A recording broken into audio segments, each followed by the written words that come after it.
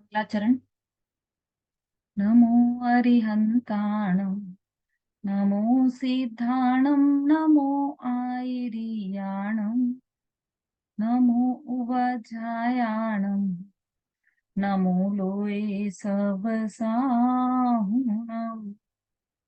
मोक्षमार्गस्य नेतारं भीतारं कर्म भूभृताम् ज्ञातारं विश्वतत्त्वानां वन्दे तद्गुणलब्धये।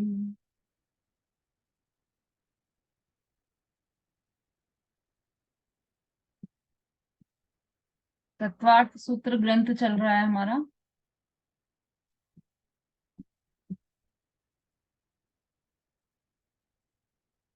प्रथम अध्याय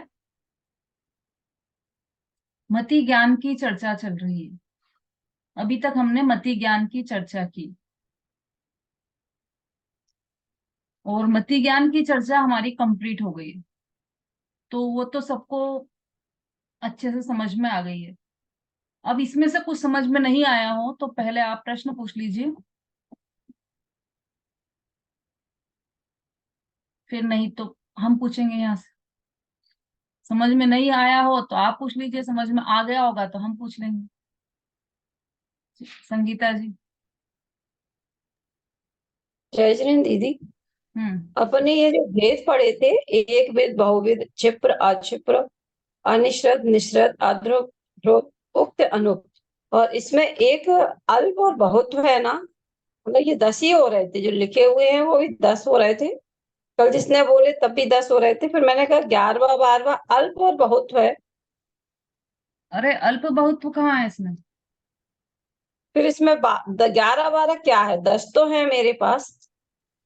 सूत्र से देखो ना आप। हाँ, सूत्र से ही तो मिला रही हूँ, बहु तो अल्प बहुत्व तो उसमें बहु आ का नहीं रहा, तभी पूछ रही हूँ आपसे। बहु का अपोजिट एक हो गया, बहुविध का अपोजिट एकविध। ठीक हाँ। है, चार हो गए। बहु बहुविध क्षिप्र क्षिप्र क्षिप्र, अक्षिप्र का क्षिप्र। क्षिप्र, हम्म। अनिसरत का निसरत, हाँ बहु जी बहुविध दीदी। क्षिप्रानिसृत, अनुक्त अनुक्त का उक्त। कितने हो गए? हाँ अभी ये 2 4 6 8 हुए। 10 हो गए ना। 8 ही तो हुए। एक विध और बहुविध। बहु का एक अपोजिट एक, तो ये एक जोड़ा हो गया। अच्छा, बहु और एक, एक जोड़ा हो गया, और बहुविध। बहुविध और एकविध दो जोड़े हो गए। नहीं नहीं, एक मिनट, शुरू में क्या बोला आपने? बहु का क्या हुआ? एक अच्छा, बहु और एक, और बहुविध का? एकविध। अच्छा, एक विध और बहुविध, अच्छा अच्छा अच्छा। ठीक है, यही कंफ्यूजन था मुझे। हो गए ना 12 अब। बहु का एक और एक विध का बहुविध, ठीक ठीक है, अब हो गया। अच्छा, इसमें अल्प बहुत तो नहीं है, कोई बहुत देर से दिमाग लगा रही है। ठीक है दीदी। हाँ उषा जी बोलिए।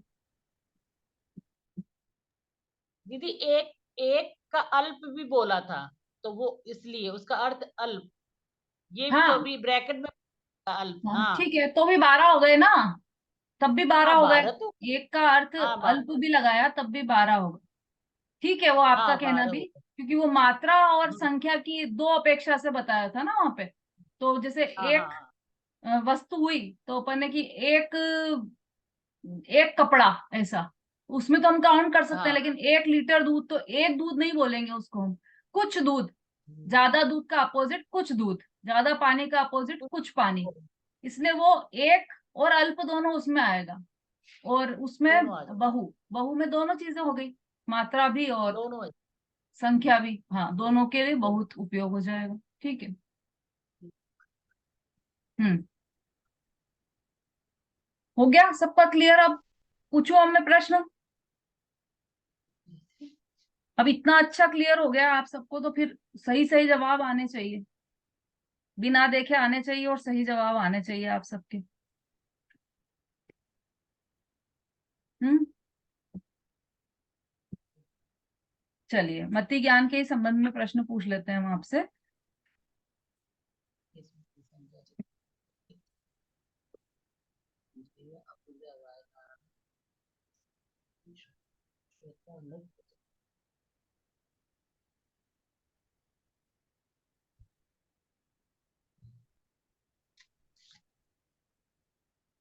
अवग्रह के कितने भेद हैं?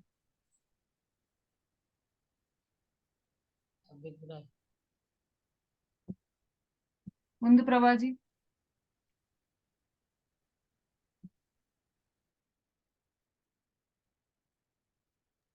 दीदी आवाज आ रही है ना? हाँ बोलिए। अवग्रह के दो भेद हैं, व्यंजनावग्रह और अर्थावग्रह। हाँ ठीक है। मति ज्ञान किसे कहते हैं? संगीता जी। इंद्रिय और मन से होने वाले ज्ञान को मति ज्ञान कहते हैं। ठीक है। मति ज्ञान के कितने भेद हैं? समता भाभी।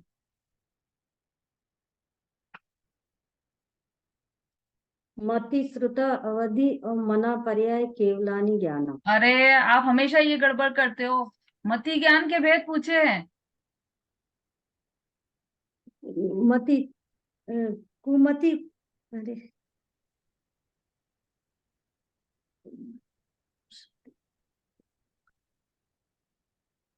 सुषमा जी।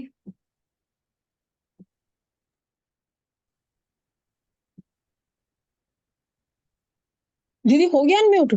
हाँ हाँ बोलिए। अच्छा, मति ज्ञान के 336 भेद हैं। वही वाला पूछा ना आपने? हाँ नहीं, 4 पूछे हैं मैंने, 4 वाले मति ज्ञान के क्रम के भेद। अच्छा, क्रम के भेद हैं 4। अब अवग्रह, ईहा, अवाय और धारणा। ठीक है। अब अवग्रह किसे कहते हैं? विमलेश जी। जय हिंद दीदी। हाँ इंद्रिय का विषय बनने के बाद जो पहला ज्ञान काम करता है वह अवग्रह होता है। भाई, इंद्रियों का विषय नहीं बन रहा हो और मन से हो रहा हो तो फिर क्या करें? फिर उसको अवग्रह नहीं कहेंगे क्या? नहीं, तो वो इसका इंद्रिय और मतलब मन से दोनों इसका चीज लेना मतलब पड़ेगा। ये परिभाषा फिट नहीं बैठती है इसमें। अवग्रह की इसमें दी है क्या आपने इसमें परिभाषा? नहीं तो आप लिख लीजिए एक छोटी सी परिभाषा सभी लोग। पहला ज्ञान। तो ये जो पहला ज्ञान हुआ ना, पहला ज्ञान का क्या मतलब हुआ भाई? अब जैसे व्यंजनावग्रह है, तो उसमें तो पहला ज्ञान भी नहीं हुआ है अभी तो। दीदी इसलिए तो अवग्रह की परिभाषा। अच्छा ठीक है दीदी। है ना? हाँ एक बात, और दूसरा इसकी एक शर्त और है। अवग्रह की एक हाँ शर्त और है कि ये दर्शन पूर्वक ही होगा। अवग्रह जब भी होगा उसके पहले दर्शन होगा, दर्शन। सामान्य दर्शन। हाँ लिखवाइए तो फिर बोलिए किसने लिखी है?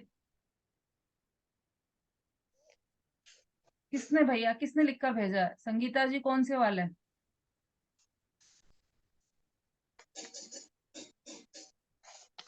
हाँ वीना जी आप बोलो।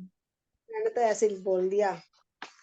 जयजनी दीदी, मति बोलिए। ज्ञान सबसे पहले होता है दर्शनोपयोग से हाँ वस्तु का सामान्य ज्ञान होना, अवग्रह ज्ञान है।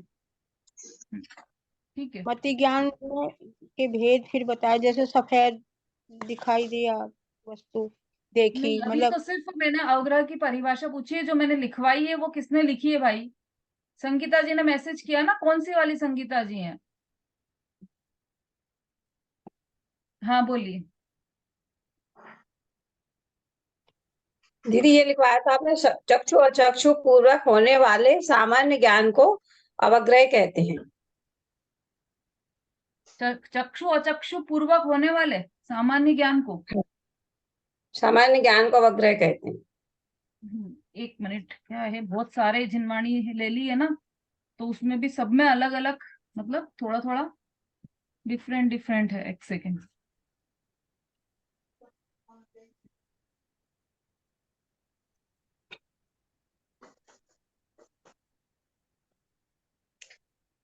दीदी छोटी सी परिभाषा ही हो जाएगी ना कि सर्वप्रथम जो ज्ञान होता है फिर नहीं होगा वो ना अग्र ऐसा, सर्वप्रथम कहाँ हुआ है?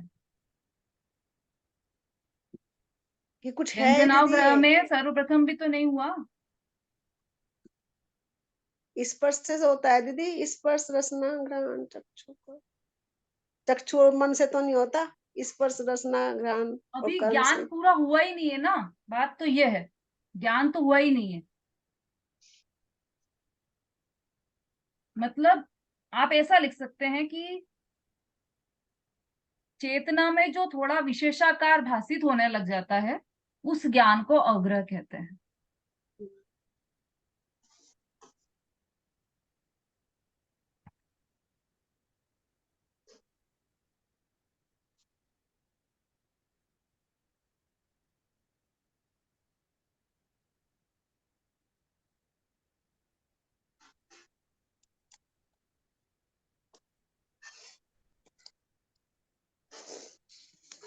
चेतना में जो विशेषाकार भाषित होने लगता है। हाँ, उस ज्ञान को अवग्रह कहते हैं। अब देखो इसके है ना अलग अलग ग्रंथ में अलग अलग परिभाषा, ये एक तो लिख लिया आपने, बाकी आप सुन लीजिए केवल कि इंद्रिय और पदार्थ के योग्य स्थान में रहने से सामान्य प्रतिभास रूप दर्शन के पश्चात, दर्शन में सामान्य प्रतिभास हो गया, उसके पश्चात अवांतर सत्ता सहित विशेष वस्तु के ज्ञान को अवग्रह कहते हैं। ऐसा ये आई है जैन सिद्धांत प्रवेश प्रश्नोत्तर माला में। और धवला में लिखा है जिसके द्वारा घटादि पदार्थ अवग्रहते अर्थात जाने जाते हैं वह अवग्रह है। फिर गोमटसार जीव कांड में अलग है, विषय विषय जो शब्दादिक पदार्थ और विषय जो कर्णादिक इंद्रियां, इनका जो संयोग कहिए योग्य क्षेत्र विषय तिष्ठने रूप संबंध ताको होते संते ताके अनंतर ही वस्तु का सत्ता मात्र निर्विकल्प ग्रहण जो यह हुए इतना प्रकाश रूप से दर्शन नियम करी हो है। मतलब जो पहले दर्शन होगा ना वो नियम से दर्शन होगा, ताके अनंतर पीछे, अनंतर पीछे, अनंतर शब्द का अर्थ है बिना गैप किए तुरंत, ताके अनंतर पीछे ही देखा जो पदार्थ ताके वर्ण संस्थानादिक विशेष ग्रहण रूप अग्रह नामा ज्ञान हो है। ऐसा इसमें मतलब दर्शनोपयोग हुआ उसके तुरंत बाद ही जो ज्ञान ग्रहण कर रहा है, कुछ विशेषाकार प्रतिभासित होने लगा ज्ञान में, वो उसे अवग्रह कहते हैं। पदार्थ का कुछ थोड़ा सा आकार भासित होने लग जाता है, उसे अवग्रह कहते हैं। जो हमने लिखी है परिभाषा वो ठीक है, उसमें कोई दिक्कत नहीं, कोई हाँ याद। ठीक, ठीक है दीदी। हाँ जी, क्योंकि अपन थोड़ा सरल सरल ढूंढ रहे हैं ना उनमें से। अब जो ये अवग्रह है वो तो आपने बता दिया कि दो प्रकार के हैं, तो व्यंजनावग्रह किसे कहते हैं सुलेखा जी?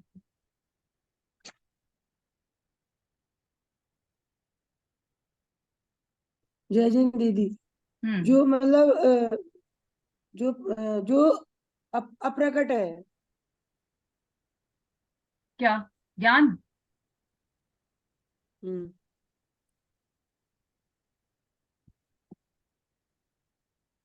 शोभा जी?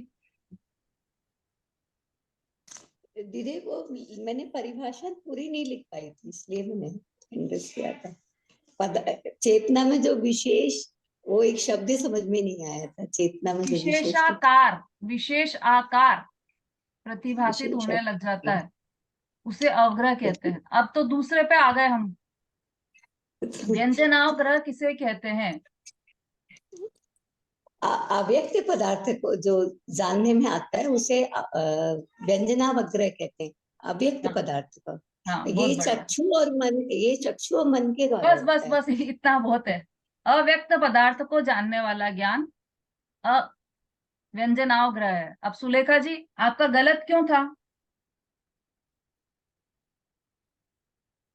क्योंकि अव्यक्त ज्ञान नहीं है वहां पर, अव्यक्त पदार्थ है, बहुत अंतर हो गया दोनों में, है ना। तो इसलिए परिभाषा का महत्व है, तो वो शब्द वैसे के वैसे याद होना चाहिए, केवल एक शब्द याद होने से काम नहीं चल पाता। अव्यक्त, अब अव्यक्त क्या, तो अव्यक्त पदार्थ को जानने वाला ज्ञान व्यंजनावग्रह है। ठीक है, अब अर्थावग्रह आप ही बोल दीजिए शोभा जी। व्यक्त पदार्थ को, स्पष्ट और व्यक्त पदार्थ को जानने वाला ज्ञान अर्थावग्रह कहलाता है। अब देखो, क्योंकि है तो जानना ही, लेकिन ये जो अपन ने अवग्रह लिया है ना, पहले अवग्रह की बात चल रही है हमारी। अवग्रह के भेद है ना, ये अर्थावग्रह और व्यंजनावग्रह। तो अवग्रह का अर्थ है जानना, तो इसकी हम परिभाषा बनाएंगे अर्थावग्रह की और व्यंजनावग्रह की। तो क्या बनेगी? अव्यक्त पदार्थ का अवग्रह करना। अव्यक्त पदार्थ के अवग्रह को व्यंजनावग्रह कहते हैं। इतनी सरल हो गई। अव्यक्त पदार्थ के अवग्रह को व्यंजनावग्रह कहते हैं, और व्यक्त पदार्थ के अवग्रह को अर्थावग्रह कहते हैं। और अवग्रह मतलब ज्ञान, पता ही है सबको। ठीक है।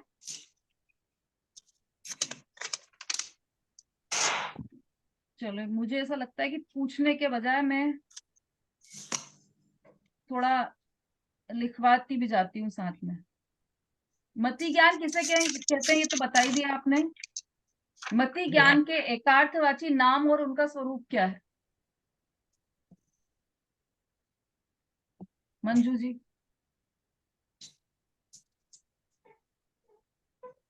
जैस्मिन दीदी। हाँ जी। दीदी अभी मुझे क्वेश्चन समझ में नहीं आ रहा है। मति ज्ञान के एकार्थवाची नाम और उनका स्वरूप क्या है? मति स्मृति संज्ञा चिंता भी निबोध इत्यनर्थांतरम। हाँ, अब इसको बोलिए आप। शोभा जी म्यूट कर लीजिए। इसको बोलिए, इनको क्यों बोला है आपने? मति स्मृति संज्ञा चिंता अभिनिबोध, ये बहुत इसके बढ़िया, पर्यायवाची। बहुत बढ़िया।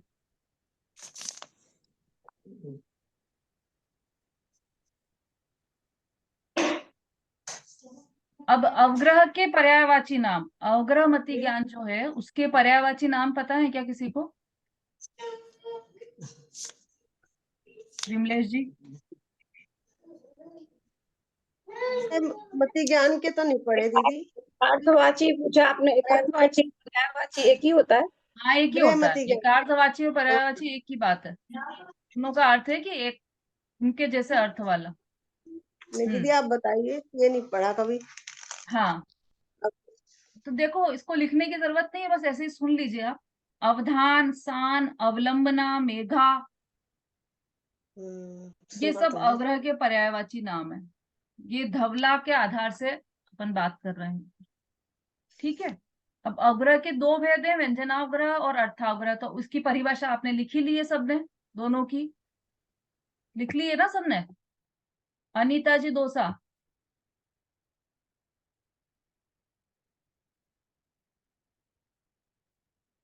अनम्यूट कीजिए आपका।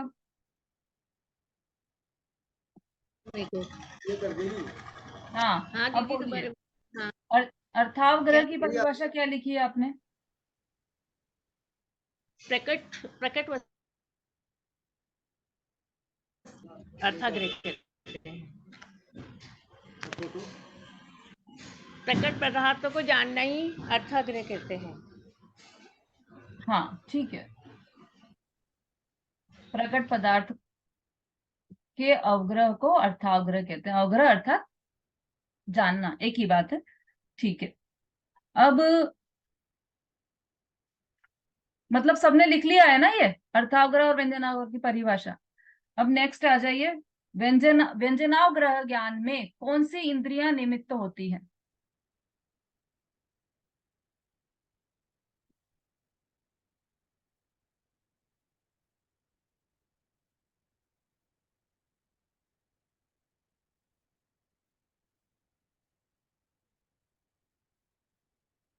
अभिलाषा जी।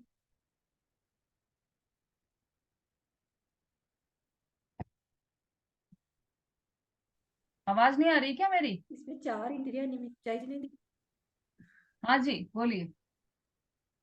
इसमें 4 इंद्रियां निमित्त होती हैं अर्थावग्रह व्यंजनावग्रह के ज्ञान में। कौन सी?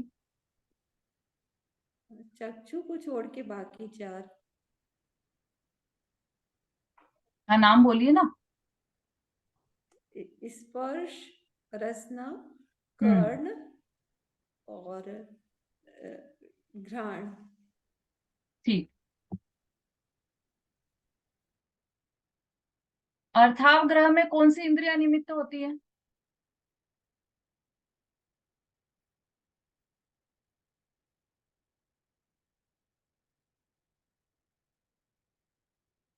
भैया ऐसा है कि कुछ लोग वीडियो में अपना हैंड रेस करते हैं तो मुझे दिखाई देना मुश्किल है। जो डिजिटली हैंड रेस करेगा उनसे तो मैं, वो मेरे को इजी रहता है। हाँ वीना जी बोली। दीदी अर्थावग्रह में सभी होगी, छव की छव, स्पर्श रसना घ्राण चक्षु कर्म और मन। हाँ ठीक है, सही बोला क्या इन्होंने?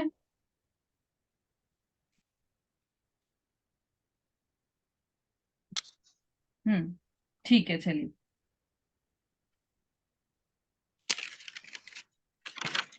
ईहा किसे कहते हैं?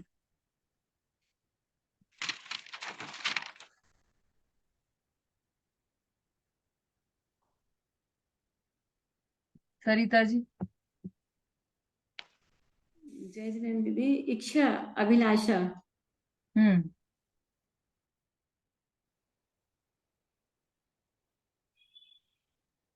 कल चेंज करो, कल कुछ और लिखवाया था मैंने, किसी ने लिखा हो तो हैंड रेस कीजिए। दीदी कल मैंने क्लास ज्वाइन नहीं की थी, इसलिए नहीं मालूम मुझे। इसीलिए। सुषमा जी। दीदी विशेष जानने की चेष्टा करना। हाँ चेष्टा, चेष्टा रूप ज्ञान इहा है, ऐसा लिख सकते हैं आप, चेष्टा रूप ज्ञान इहा है।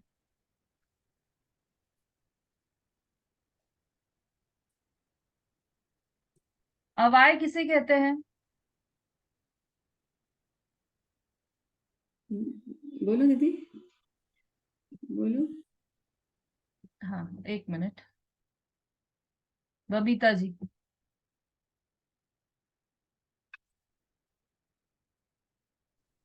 निर्णय हो जाना, किसका? ज्ञान का, कौन से ज्ञान का? मतलब वस्तु का, कोई वस्तु अपन ने देखी है उसका निर्णय हो जाना। थोड़े से सुधार की आवश्यकता है इस उत्तर में। उषा जी बोलिए।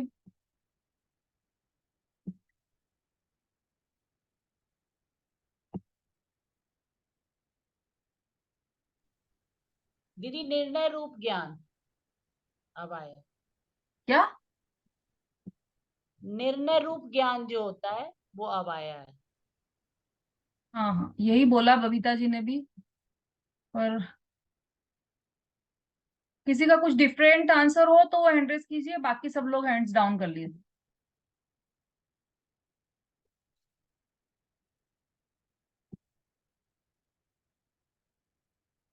वीना जी। दीदी है तो यही, निर्णय पर पहुंच जाता है कि ये कबूतर है या हंस है, सफेद है, निर्णय ले लिया उसने, पक्का मतलब निर्णय हो गया उसका। भाई किसी का कोई डिफरेंट आंसर हो तो वो जवाब दीजिए, बाकी सब लोग हैंड्स डाउन कर लीजिए।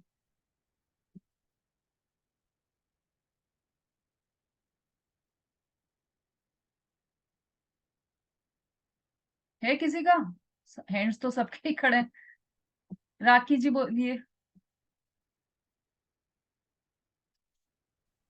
जय जिनेन्द्र दीदी, हम्म किसी चीज का विशेष चिन्ह देख के उसका निश्चय हो जाना। ठीक है, और कोई? संगीता जी। दीदी ये उसकी पूरी जानकारी हो जाना, हवाए है।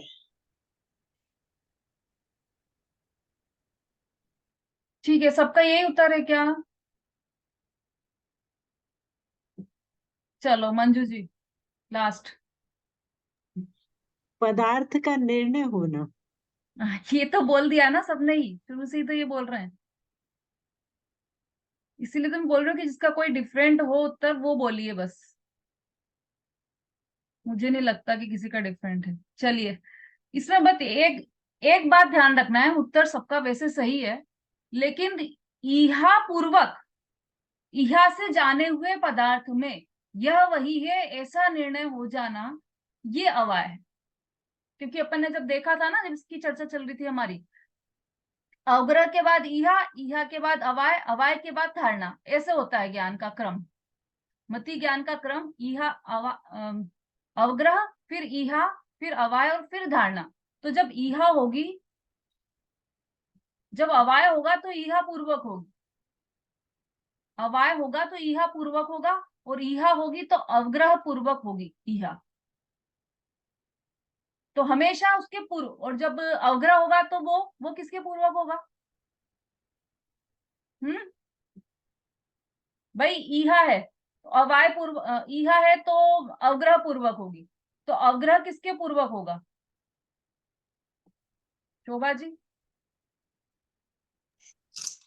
दीदी वो तो मैंने वो तभी उठाया था कि जब जो अवाय का बोला था, ये अवग्रह किस पूर्वक होएगा? ये तो ज्ञान पूर्वक ही होगा, मति ज्ञान का भेद में है तो क्रम भेद है, तो मति ज्ञान के भेद से ही आएगा ना ये तो। थोड़ा सा और तो दिमाग मति लगाओ, ज्ञान के क्योंकि अभी बता मति चुकी ज्ञान मैं थोड़ी देर पहले ही इसका उत्तर। थोड़ा सा उपयोग और लगाओ। मति अनीता जी। व्यंजनावग्रह, व्यंजनावग्रह होएगा उसके बाद होएगा क्या? नहीं, अभी आते हैं आपके पास वापस। हाँ बोलिए जल्दी से अनीता जी, कहाँ है?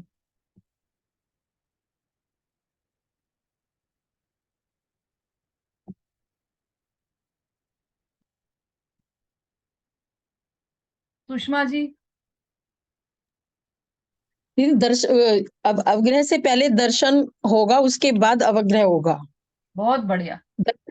दर्शन के बाद जो दर्शनोपयोग पूर्वक अवग्रह होगा, है ना? अभी बताया था अपने, अभी चर्चा चली थी ये, कि जब भी कोई वस्तु का ज्ञान होता है तो उसके सबसे पहले दर्शन होता है, उसके बाद ज्ञान होता है ना? तो सबसे पहले दर्शन हुआ, दर्शन मतलब सामान्य अवलोकन, उसके बाद अवग्रह, उसके बाद फिर ईहा, उसके बाद अवाय, और फिर उसके बाद धारणा। इस तरह से ये क्रम रहता है पूरा वस्तु के ज्ञान का।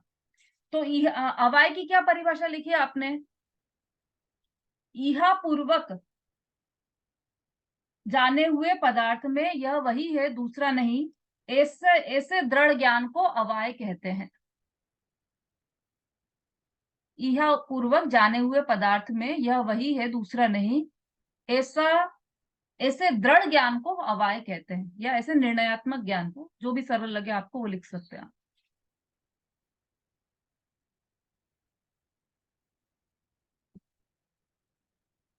अब ये जो अवाय ज्ञान है, इसके भी बहुत सारे पर्यायवाची है।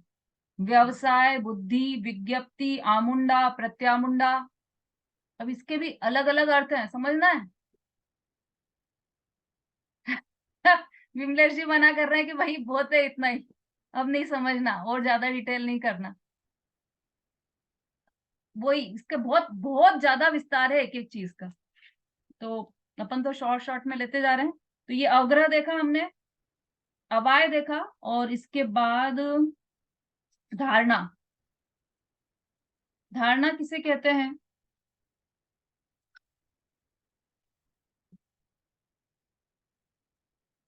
अनीता जी।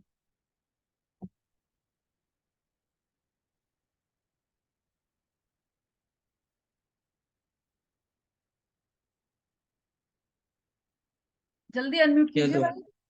अनूप कहाँ है? हेलो। हाँ, जय जय मैडम। अवाय से निश्चित किए हुए पदार्थ को कालांतर में नहीं भूलना धारणा है। बहुत बढ़िया, बहुत ही अच्छा उत्तर दिया आपने तो। से होने के बाद में कालांतर में नहीं भूलना, है ना? ये तो सबको आ गई समझ में। अवाय से पहले निर्णित हो गया वो पदार्थ, उसको कालांतर में नहीं भूलना, वो धारणा। अब इसके भी पर्यायवाची है, धरणी, धारणा, स्थापना, कोष्ठा, प्रतिष्ठा, और सबके नाम में थोड़ा थोड़ा सा अंतर है। जैसे अपन ने मति ज्ञान के सब नामों में अंतर देखा था ना, मति, स्मृति, संज्ञा, चिंता, अभिनिबोध, सब मति ज्ञान के पर्यायवाची है, लेकिन उसमें थोड़ा थोड़ा सा अंतर था, शब्दार्थ अंतर था। ऐसे ही यहाँ पर ये धारणा के संबंध में। ये भी नहीं समझना है ना अपने को, तो आगे बढ़ते हैं अपन। बात करना है।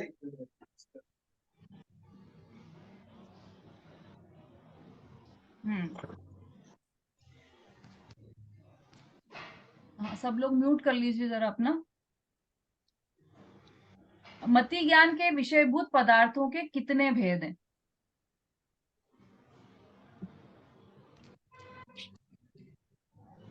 अनीता जी दोसा बोलिए।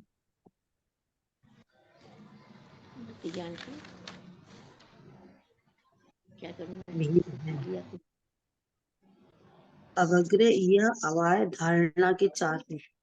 नहीं नहीं, दोसा, मेरे अनीता जी दोसा से बोला है भाई, आपका म्यूट कीजिए आप।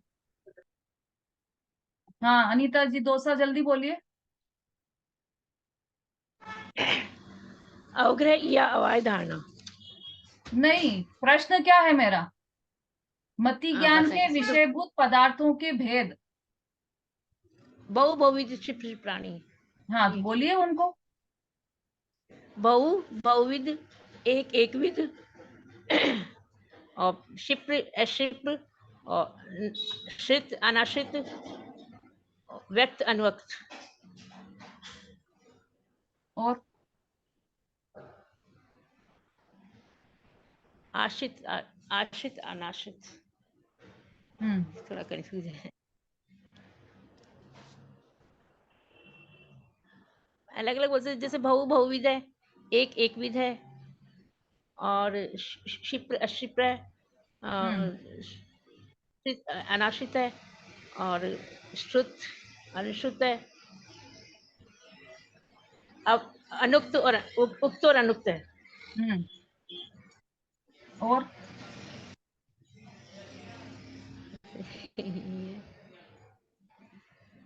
ऐसे 12 भेद हैं इसके। हाँ पर 12 हुए नहीं ना अंजू जी। 12 क्यों नहीं है? बहु बहुविध, एक एकविध।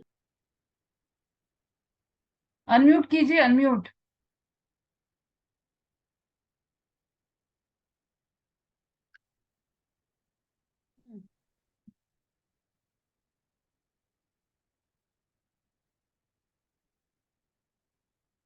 चलिए कोई बात नहीं, ये हो गई थी अपनी पहले भी चर्चा, इसको छोड़ दीजिए। ये 12 प्रकार के पदार्थ आप याद कर लीजिएगा कौन कौन से हैं, और सबका एक एक का अर्थ भी पता होना चाहिए। और वो उतना लंबा अपन ले नहीं सकते वापस।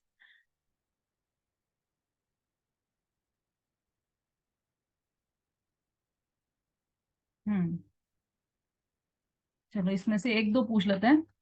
अनिश्रित, इसका क्या अर्थ है? अनिश्रित पदार्थ कौन से हैं?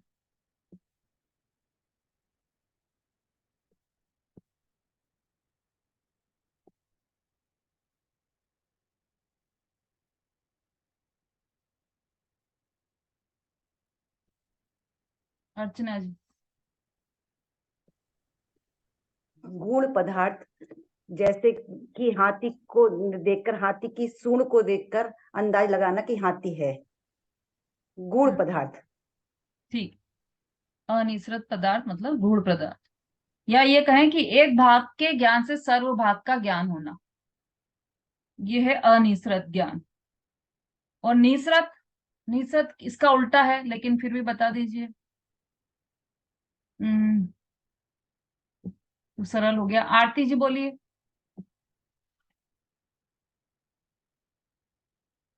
बाहर निकले हुए प्रकट ज्ञान पदार्थ का ज्ञान होना, पूर्ण व्यक्त पदार्थ का ज्ञान, ज्ञान गोचर होना। ठीक, ये निश्रित अनुश्रित है, इस ऐसे ही सब याद रखना आपको सारे पदार्थ। अब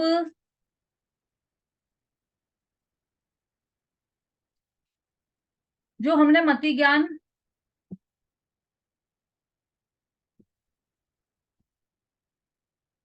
हाँ हाँ अंजू जी अनम्यूट कीजिए अपना। हाँ कर लिया दी, जय जिनेन्द्र। हाँ हाँ, आज के दिवस में क्या विशेष बात है आप बताइए। 1 मिनट है अपने पास, 1 मिनट में बता दीजिए आप। हाँ आज है मल्लनाथ भगवान का मोक्ष कल्याण है। आज के दिन भगवान संबलपुर से और संबेशेखर जी से मोक्ष गए थे। और उनका मतलब उनके बारे में मैं कुछ बताऊं और कुछ बोलूं? 5 मिनट का समय अगर है तो बोलूं? 5 हाँ मिनट बोलिए बोलिए, बोलूं? जितना भी हो जाएगा 1 मिनट में। हे जिन बर तुम सत्य पुरुष हो, पुरुषार्थी हो मोक्ष के, साधक जीव तुमको खेवते हैं